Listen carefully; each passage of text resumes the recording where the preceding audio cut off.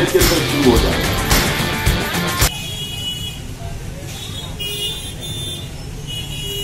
सही मानों में आज मुझे इस बात की खुशी है कि मेरे एतराफ में मेरे 5 साल कारकर्दगी को देखते हुए आज जो मेरे सभी भाइयों ने, फ्रूट बेचने वाले, सब्जी बेचने वाले, हमारे सभी भाइयों ने जो दिल से जो मेरा इस्तेकबाल किया, आज मुझे इस बात का एहसास हो रहा है कि मेरे अपने 5 साल मुकम्मल तौर पर कामयाब हुए। इसलिए मेरे गरीब भाइयों ने, मेरे भाइयों ने मुझको इस्तेकबाल किया।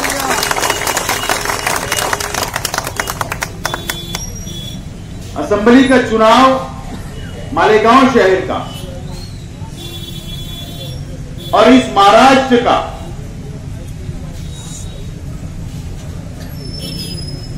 बहुत बड़ा चुनाव होने जा रहा है। शायद इससे पहले इस महाराष्ट्र के अंदर इतने बड़े चुनाव असेंबली के नहीं हुए, इतनी अहमियत का चुनाव असेंबली का नहीं हुआ करता था। लेकिन ये चुनाव जो होने जा रहा है,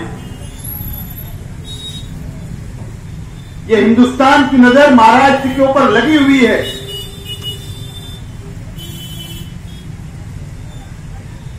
पूरे हिंदुस्तान के मुसलमानों की नजर इस मालेगांव शहर के ऊपर लगी हुई है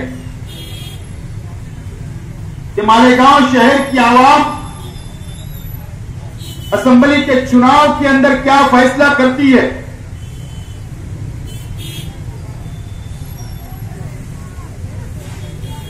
और मैंने तो अल्लाह का शुक्र अदा किया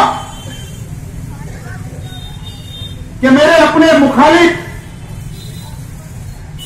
मालेगांव शहर के मेरे अपने मुखालिफ सभी पार्टी के लीडरान एक मंच के ऊपर आ गए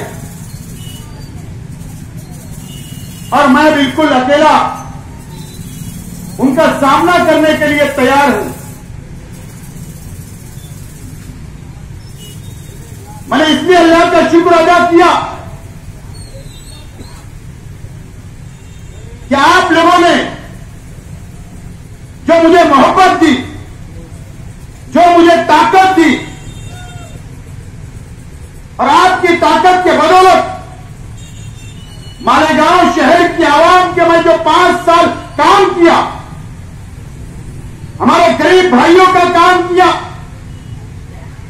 हमारे तलबा व तालिबात का काम किया, हमारी अपनी सड़क का काम किया,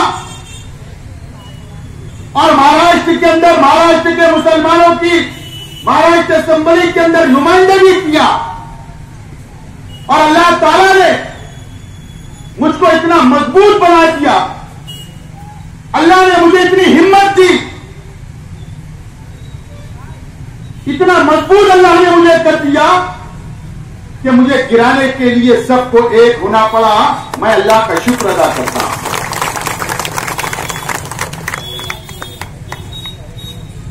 और उसके पीछे की वजह क्या है कि 1 by 1 मुझसे कोई इलेक्शन नहीं लड़ सकता मालेगांव शहर के अंदर। 1 by 1 मैं चैलेंज करता हूं कि अपना अपना स्टेज लगाओ, अपनी अपनी पार्टी का झंडा लो और इस शहर की आवाम का मुकाबला कर लो। लेकिन हिम्मत नहीं है।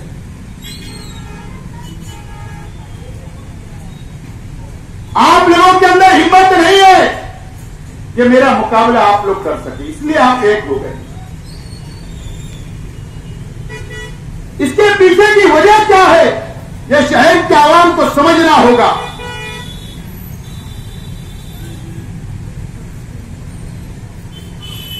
मालेगांव शहर के सियासी हालात के ऊपर पूरे महाराष्ट्र की नजर है। मुझे औरंगाबाद से फोन आए, मुझे नांदेड़ से फोन आए, मुझे मुंबई मुंबई से फोन आए, महाराष्ट्र के अलग अलग शहरों से मुझको फोन आ रहे हैं कि आसिफ भाई, हम आपका इलेक्शन लड़ने मालेगांव आएंगे, आप फिक्र मत करना।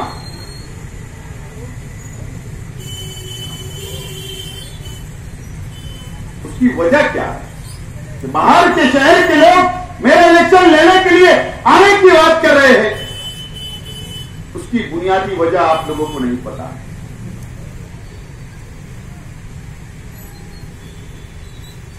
मालेगांव शहर के आवाम को इस बात का एहसास नहीं है कि आपके भाई ने, आपके नुमाइंदे ने सिर्फ मालेगांव की नुमाइंदगी नहीं की, बल्कि इस महाराष्ट्र के मुसलमानों की नुमाइंदगी की है।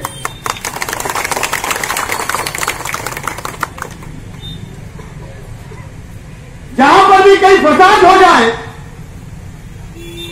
यहां तक कि औरंगाबाद के अंदर अगर फसाद होगा, आपको याद होगा तो औरंगाबाद के अंदर जब फसाद हुआ,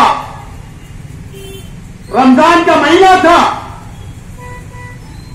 हमने ये नहीं देखा कि वहां पर कौन सी पार्टी का एमएलए है।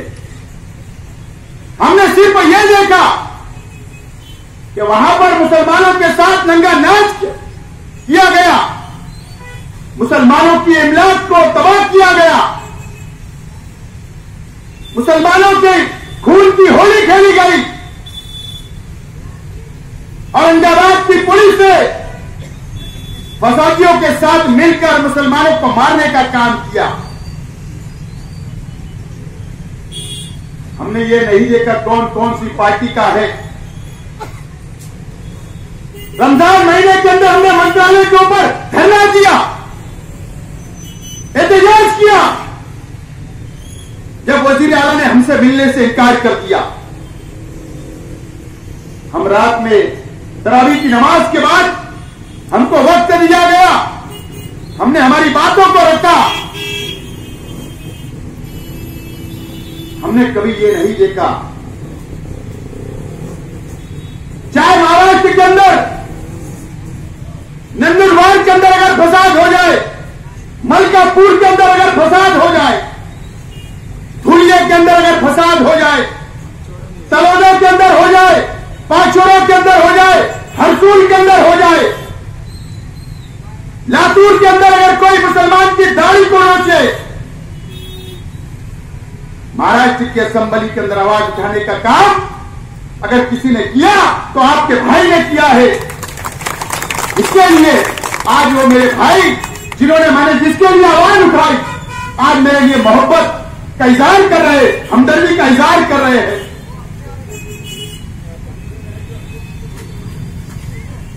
आप लोगों को समझना है, ये इलेक्शन जो मेरे सामने पूरी सियासी पार्टियां एक हो रही है मेरे मुखालिफ में,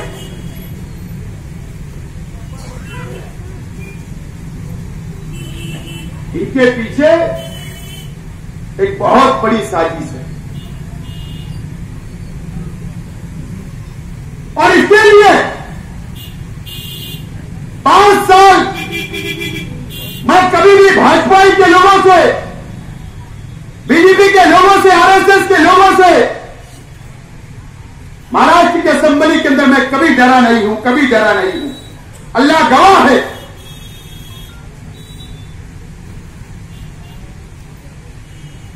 और यही वजह है कि भारतीय जनता पार्टी ये चाहती है, आरएसएस ये चाहती है, सनातन ये चाहती है, विश्व हिंदू परिषद ये चाहती है, जतिन्द्र आचार्य ये चाहता है, श्री श्री रविशंकर ये चाहता है कि मालेगांव का शेख आसिफ असेंबली के अंदर आइंदा 5 साल के लिए नहीं होना। और यही वजह है कि मुझको हराने के लिए भारतीय जनता पार्टी पैसा लगा रही है, कि शेख आसिफ को किसी भी तरीके से रोका जाए तो हमारा काम आसान हो जाएगा। असेंबली में बोलने वाला नहीं होगा, मुसलमानों की हिमायत में बोलने वाला नहीं होगा। इसलिए भारतीय जनता पार्टी ने मालेगांव शहर के अंदर आपके भाई को गिराने के लिए, आपके नुमाइंदे को गिराने के लिए एक बड़ी सुपारी और एक डील की गई है। फैसला आपको करना है, शहर के आवाम को फैसला करना है कि आपको कैसा नुमाइंदा असेंबली के अंदर चाहिए। कुछ लोग 6 दिसंबर आता, मालेगांव शहर के अंदर काले झंडे बता देते। कुछ लोग सफेद छुपे की जगह काला छुपा पहन लेते। कुछ लोग सफेद पगड़ी की जगह काली पगड़ी बांध लेते और मालेगांव शहर के आवाम के सामने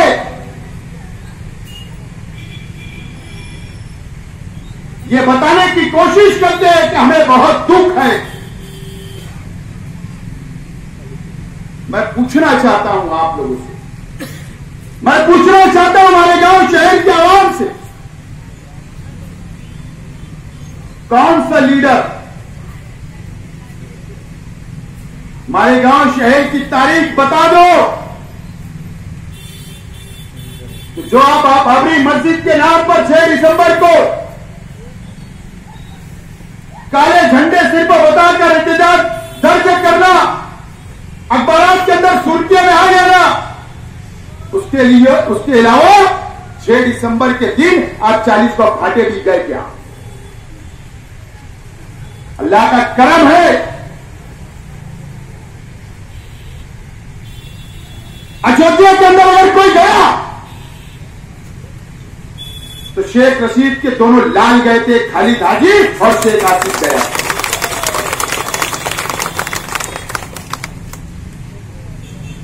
अनीस अजहर गए, एक बड़ा वक्त हमारे साथ गया। बाबरी मस्जिद जहां शहीद की गई वहां पर जाकर हमने मुआयना किया, वहां के मुसलमानों से मिला, वहां के मदरसे के अंदर जाकर मिला, वहां के हमारे तलवार से मिले, वहां के उन्नाव से मिला गया, हासिम अंसारी से मिला गया, इकबाल अंसारी से मिला गया। मुझे बताओ कौन गया?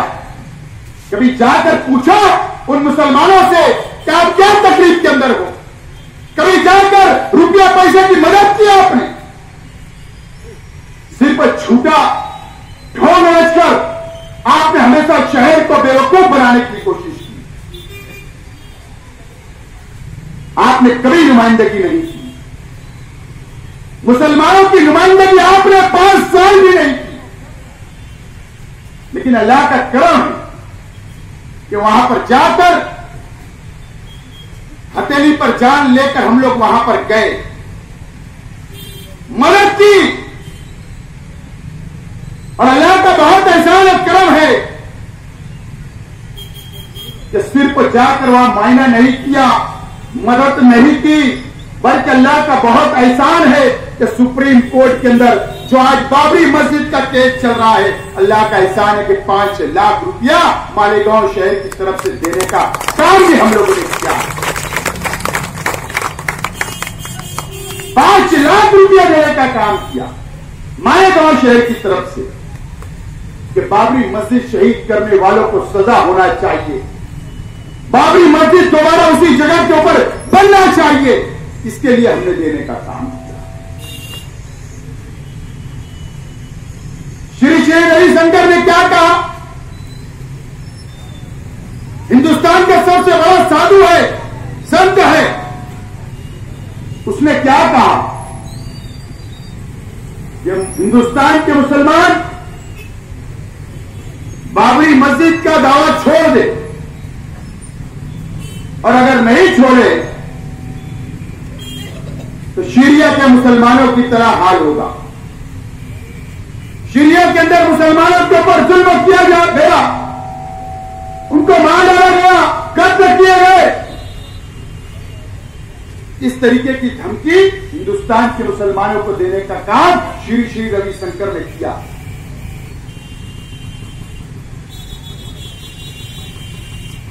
आपको याद है या नहीं, मुझे नहीं पता।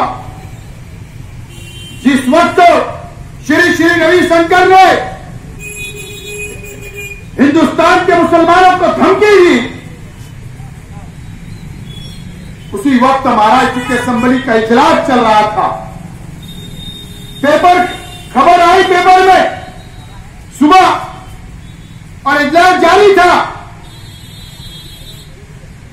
महाराष्ट्र के कोई भी एमएलए ने उसकी मजम्मत असेंबली के अंदर नहीं की। मैंने असेंबली का माइक संभाला और यह कहा कि श्री श्री रविशंकर ने जिस तरीके का बयान दिया, मैं उसकी मजम्मत करता हूं और इस तरीके के मुसलमानों को धमकी देना बराबर नहीं है और उसके ऊपर कार्रवाई का मुतालबा किया, पाबंदी का मुतालबा किया महाराष्ट्र के अंदर। और यह दलील दी कि हिंदुस्तान के मुसलमानों ने और इंडिया मुस्लिम पर्सनल बोर्ड के उलमाओं ने यह बात का फैसला कर चुके हैं कि सुप्रीम कोर्ट का जो भी फैसला आएगा हिंदुस्तान के मुसलमानों को मंजूर होगा, तो उसके बावजूद श्री श्री रविशंकर ने इसे जुमले का इस्तेमाल क्यों किया? है किसी की हिम्मत? है कोई भाजपा के सामने बोलने की हिम्मत? आपको कैसा नुमाइंदा चाहिए? कैसा नुमाइंदा? साध्वी प्रज्ञा सिंह ठाकुर ने मालेगांव शहर का ब्लास्ट हिक्को चौक में कई लोग मर गए, कई लोग जख्मी हो गए। साध्वी को पकड़ने का काम किसने किया?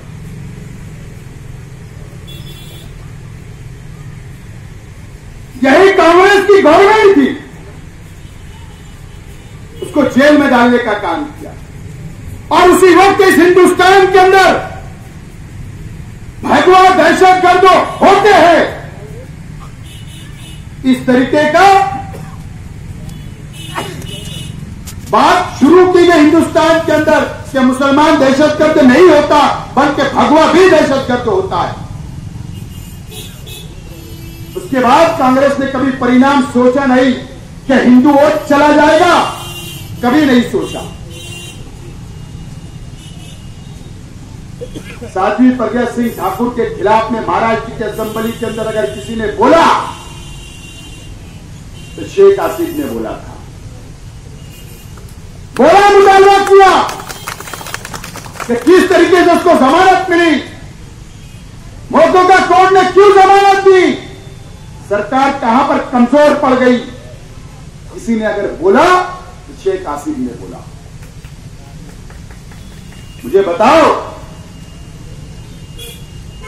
एक वक्त इस मुल्क के अंदर ऐसा आया 92 का, बाबरी मस्जिद शहीद हुई, मुंबई के अंदर सीरियल ब्लास्ट हुए, याकूब मेमन को पकड़ा गया, सिलेंडर किए गए। और जिस वक्त फांसी की सजा हो गई, उस वक्त सुप्रीम कोर्ट के अंदर आधी रात को सुप्रीम कोर्ट खुलाई गई। महाराष्ट्र की असेंबली उसी दिन चल रही थी। कांग्रेस पार्टी के 5 एमएलए शेख आसिफ, नसीम खान, आमीन पटेल, असलम शेख और हुस्ना खलफे, हम 5 लोगों ने लेटर के ऊपर दस्तखत किए और राष्ट्रपति को भेजा, सदर जमहूरिया को भेजा गया और हमने ये मुतालबा किया कि याकूब मेमन की फांसी रोक दी जाए। है किसी में हिम्मत? है किसी में ताकत? सिर्फ इसके लिए वो बेगुनाह था, ये बात मैं नहीं, इस हिंदुस्तान के राम जेठमलानी ने कही, शत्रुघ्न सिन्हा ने कही, कम से कम 200 लोगों ने यह बात कही कि उसकी फांसी की सजा माफ कर दी जाए। कैसा नुमाइंदा आपको चाहिए? ऐसा नुमाइंदा जो 5 साल खामोश रहा, ऐसा नुमाइंदा जो 5 साल डंडी मार एमएलए का जिसको खिताब मिला, मालेगांव शहर के आवाम का सर शर्म से छू गया जिस वक्त खबर टीवी के ऊपर आई कि डंडी मार एमएलए मालेगांव का है। ऐसा एमएलए चाहिए क्या? ऐसा एमएलए चाहिए कि 94% 94% मैं हाजिर रहा और 10 जिलों के अंदर सबसे ज्यादा बोलने वाला दूसरे नंबर का एमएलए निकला? ऐसा एमएलए चाहिए। फैसला शहर के आवाम को करना है। आज यहां पर मेरे गरीब भाई, आज मेरे फ्रूट बेचने वाले यहां बहुत बैठे हुए हैं। अरे आज यहां पर मेरे लूम चलाने वाले भाई बैठे हुए हैं। आज इस इलाके के हमारे सभी भाई यहां पर मेरी बातों को सुन रहे हैं। इस शहर के अंदर अगर असेंबली के चुनाव के अंदर कोई गलती हो गई, जहां तक मेरा सियासी तजुर्बा है, जहां तक मैंने भाजपा की सरकार को देखा हूं 5 साल असेंबली के अंदर, अगर ये शहर की आवाम ने जरा सी भी गलती करी, यकीन जानो अगर वो लेवल न चला हमारे शहर के ऊपर, जो हिंदुस्तान की तारीख से लेकर आज तक, आजादी के बाद से आज तक नहीं लगा, अगर वो लेवल इस शहर के ऊपर लग गया तो बहुत मुसीबत इस शहर की आवाम को उठाना पड़ेगी। मेरा तजुर्बा बोलता है और इसके लिए बात बोल रहा हूं। एनआरसी चल रहा है, एनआरसी पता है एनआरसी किसको बोलते हैं? खबर पड़ी होगी आपने। आसाम के अंदर एक कानून पास हुआ कि बांग्लादेश के ज्यादा लोग आसाम में घुस चुके हैं, हिंदुस्तान में घुस चुके हैं। इसको बहाना बनाकर एनआरसी कानून पास किया गया। आसाम के अंदर सर्वे हुआ, 1969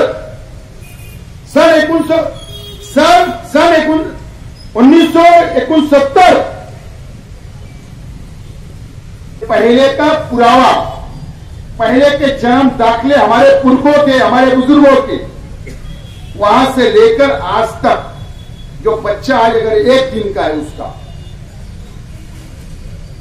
हमारे पास सभी सबूत होना चाहिए। इसको एनआरसी बोलते हैं। 19 लाख लोग के पास वहां पर पेपर नहीं है आसाम के अंदर, उसमें से 6 लाख मुसलमानों के नाम है। 6 लाख। सरकार तो भारतीय जनता पार्टी की है, वो जब चाहे जब इस देश की मेजॉरिटी को बचाने का काम करेगी, लेकिन वो 6 लाख लोग कहां से पेपर लाएंगे? सवाल ये अपील की जाएगी कि हमारा नाम नहीं आया, पहले टेबल पे नाम नहीं आया, दूसरे टेबल पे जाएंगे कि हमारे पास ये पेपर है, हमारे उसमें नाम नहीं आया। मैं सादी जबान में आपको समझाने की कोशिश कर रहा हूं। अगर वहां पर आपके पेपर काम नहीं कर गए, 1-2 पेपर कम रहे, फिर आपको रिजेक्ट कर दिया जाएगा, फिर हाईकोर्ट के अंदर आपको जाना होगा, यह साबित करना होगा कि तुम हिंदुस्तानी हो। अगर वहां भी आपके पास पेपर कम रहे तो हाईकोर्ट भी आपका अपील रद्द कर देगा, उसके बाद सुप्रीम कोर्ट में जाना होगा। और मेरा तो ये मानना है कि हाईकोर्ट के अंदर जाने के लिए कोई सादा खर्चा नहीं होता। 1 लाख से लेकर 5 लाख तक वकील मिलते वहां, ऐसा 400-500 वाले वकील नहीं मिलते। कहां से जाएंगे? सुप्रीम कोर्ट के अंदर कहां से जाएंगे? सुप्रीम कोर्ट ने भी अगर रद्द कर दिया तो उसके बाद पता है क्या होगा? एक जंगल के अंदर, आसाम के अंदर वो जेल का काम शुरू हो गया है। आसाम के अंदर जंगल के अंदर एक बहुत बड़ी जेल, कई लाखों लोग उसके अंदर रह सकते, वो तामीरी काम किया जा रहा है। अगर जो लोग सबूत पेश कर दिए उनको हिंदुस्तानी माना जाएगा, जो लोग सबूत नहीं पेश कर सके उनको हिंदुस्तानी नहीं माना जाएगा, और ऐसे लोगों को जेल के अंदर डाल दिया जाएगा और उसके बाद वहां पर मरने के बाद ही बाहर निकाला जाएगा। मरने के बाद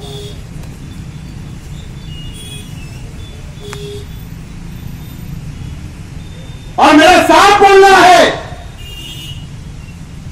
कि सिर्फ वही आसाम के अंदर चल रहा, आप लोग अखबार पढ़िए, दिल्ली के अंदर भी एनआरसी लागू करने की बात की जा रही है कि वहां पर यह बोला जा रहा कि बांग्लादेश के मुसलमान है, पाकिस्तान के मुसलमान है, इसके लिए यहां पर भी सर्वे किया जाए। 2 दिन पहले की खबर है कि महाराष्ट्र के अंदर भी एनआरसी लागू की जाए, बोले मुंबई के अंदर भी बहुत लोग हैं। ये कानून पूरे हिंदुस्तान के लिए बना है। मेरा साफ बोलना है आपको, ये हालात जो आज हमारे सामने आकर खड़े हैं, पार्लियामेंट के अंदर 1-2 एमपी कुछ नहीं कर सकते, असेंबली के अंदर 1-2 एमएलए कुछ नहीं कर सकते। अगर ये आरएसएस को अगर मुकाबला करना है, भाजपा का अगर मुकाबला करना है, तो आपको बोलने वाला एमएलए वहां पर चाहिए, लड़ने वाला चाहिए। जब यहां पर अगर खुदा ना खास्ता अगर एनआरसी महाराष्ट्र के अंदर लागू कर दिया गया, मुझे बताओ सबसे ज्यादा मुसीबत किसको उठाना पड़ेगी? अरे हम तो हमारे बच्चों के नाम राशन कार्ड के अंदर 20-20 साल का होता भी तो नहीं डाल पाते। गलत बोल रहा हूं? कई बच्चे को तो हमने स्कूल ही नहीं भेजा, कई बच्चों के तो आधार कार्ड ही नहीं बनाए। हमें तो यह भी नहीं पता कि हमारे दादा और हमारे दादा के दादा का नाम कौन सी स्कूल में उन्होंने तालीम हासिल की, वो रिकॉर्ड भी आज हमारे पास नहीं हो सकता। मुझे बताओ, ये बहुत बड़ी जंग, बहुत बड़ी लड़ाई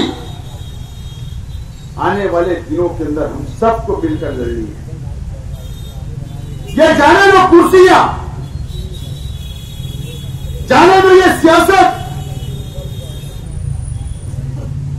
मैं तो ये मानता हूं कि अगर सबसे बड़ा मसला अगर इस हिंदुस्तान के अंदर अगर आज कोई है, तो जो भारतीय जनता पार्टी एनआरसी जो हिंदुस्तान के अंदर लागू करने का काम की, उससे लड़ने का आज हमारे पास हमको लड़ना होगा। ये इलेक्शन बहुत सादा नहीं है। अगर आपने मुझे घर बैठा दिया, मेरे पास अगर ताकत नहीं होगी, तो मैं क्या पुलिस से बात करूं, क्या मैं सरकार के अधिकारियों से बात करूं? अगर मोहम्मद भैया का अगर दादा अगर कोई खानदेश के अंदर रहते होंगे, तो ये हजरत जाएंगे कि इनके साथ चल भैया दाखिला ला, जाएंगे क्या? क्या इनका वर्कर जाएंगे क्या? ये मोहम्मद को इतना हक है, आसिफ को इतना हक है कि शेख आसिफ के पास आएगा, हाथ पकड़ेगा, बोलेंगे चल मेरे साथ वहां पर। आपको इतना हक है कि कभी भी आकर हम तो बोल सकते कि चलो हमारे साथ, हमारी फाइल रेडी करो, हमारे दाखिले ला कर दो, हमारे बच्चों का आधार बनाओ, हमारे बच्चों का राशन बनाओ, हमारे बच्चों का जन्म दाखिला बनाओ। फैसला तुमको करना है। मैंने तो पहले भी कहा, इससे पहले भी कहा और आज भी बोल रहा हूं, अगर इस शहर के अंदर जज्बाती सियासत कोई अगर पसंद करना है, मुझे इजाजत दे दो। अगर आपके कान जज्बात की तकरीर ही सुनना चाहती है, मैंने पहले भी कहा और आज भी बोल रहा हूं, तलवार की धार से तेज अगर नहीं बोला फिरका परस्तों के खिलाफ, अंगार लग जाएंगी पूरे शहर के अंदर महाराष्ट्र। लेकिन मैं उस रास्ते पर नहीं जाना। मैंने बुनियादी बातें आपको बताई कि मैं अगर दोबारा उम्मीदवारी कर रहा हूं तो ये बहुत बड़ी लड़ाई की जिम्मेदारी आप मुझ पर देंगे। और मैं आज आपको यकीन दिलाता हूं कि अगर आपने जिम्मेदारी मुझको दी, अगर आपने मुझको दोबारा मौका दिया, एमएलए बनाकर असेंबली के अंदर भेजा, तो मालेगांव शहर के अंदर एनआरसी के लिए आपके पेपर तैयार करने के लिए, एक एक बच्चे का पेपर, एक एक बुजुर्गों का, एक एक मां बहनों का पेपर तैयार करने के लिए एक अलग से मैं सेंटर बनाऊंगा और पूरे एक एक घर जाकर हमारे लोग सर्वे करके,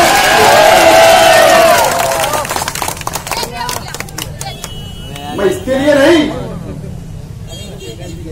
कि सिर्फ पैसा कमाने के लिए, भाजपा से चोरी करने के लिए, पार्लियामेंट की उम्मीदवारी करने का दम भरकर 9 करोड़ रुपया लेने के लिए, या भाजपा से सुपारी लेकर मुझको तुम जो हराने की कोशिश कर रहे हो अपोजिशन के लोग, मुझे पूरा यकीन मालेगांव शहर के आवाम पर है कि इस मर्तबा मुझे 1 लाख से ज्यादा वोट मालेगांव शहर के आवाम में पूरा यकीन और विश्वास है। मैं चेहरे देख रहा हूं, उनका तासुरात देख रहा हूं मैं घर घर जाकर, मेरी मां बहनों के, मेरे मासूम बच्चों के, मैं तो ऐसा मानता हूं कि मालेगांव शहर के कोई लीडर को इतनी मकबूलियत नहीं थी जितना मुझे तो 5 साल का बच्चा भी बोलता है आसिफ भाई। यकीन जानो, मैंने 5 साल आपके लिए वक्फ किया। अगर आपने दोबारा मौका दिया, जरूर मैं आपके लिए काम करना चाहता, भाजपा से लड़ना चाहता, असेंबली में आरएसएस से लड़ना चाहता, उनसे संघर्ष करना चाहता, तुम्हारे मुतालबात वहां रखना चाहता। और आपको पता है, फ्रूट बेचने वालों को पीछे मनमाड़ के अंदर गाड़ियां नहीं लगनी दी जा रही थी, याद है? मैं बीमार था तो मेरे भाई को भेजा खाली दाई, पुलिस वालों से वहां पर बहस की, लड़ाई हुई, मैंने फोन पर बात की, उसके बाद से कोई तकलीफ नहीं आई। आपको पता है कि नांदगांव के अंदर आपके साथ क्या हुआ? फ्रूट बेचने वालों के साथ गाड़ियां नहीं लगानी दी जा रही थी बाजार में। उस वक्त भी मैंने बात की, एडिशनल एसपी से मिले, पुलिस से बात की, उसके बाद आज अल्लाह का करम है। यकीन जानो, अगर इस शहर के आवाम ने जरा सी गलती कर ली तो देहातों के अंदर बहुत मसाइल पैदा होंगे, बहुत मसाइल। और जिसके डब्बे भरे हैं, जिनके पास राशन भरा है, जिनके पास करोड़ों लाखों रुपया है, उनको कोई लेना देना नहीं आप लोगों से। लेकिन जो सुबह उठता, खड्डा खोदता, पानी निकालता, पानी पीता, जब जाकर रात को सोता है, आप लोगों को मसला जीना है। आप लोगों को मसाइल आपके सामने आएंगे, अमीरों के सामने नहीं आएंगे। ये बात मेरी याद रखना। बहुत सारे मसाइल आपके सामने हैं। बहरहाल वक्त हो चुका, मैं सभी लोगों का बहुत बहुत शुक्रिया अदा करता है कि मेरा इस्तेमाल करे। और जुमा के दिन फतेह मैदान के अंदर 9:20 के ऊपर मैं तकरीर करने खड़ा होगा। 40 मिनट वहां मैं बोलूंगा। आप लोगों से अपील है कि कांग्रेस पार्टी का पहला इंतखाबी जलसे आम के अंदर आप लोग हजारों की तादाद के अंदर आकर फतेह मैदान को लेकर चौक तक आप वो भर दीजिए और ये शहर को बता दीजिए कि हम काम करने वाले एमएलए के साथ है। शुक्रिया, खुदा हाफिज।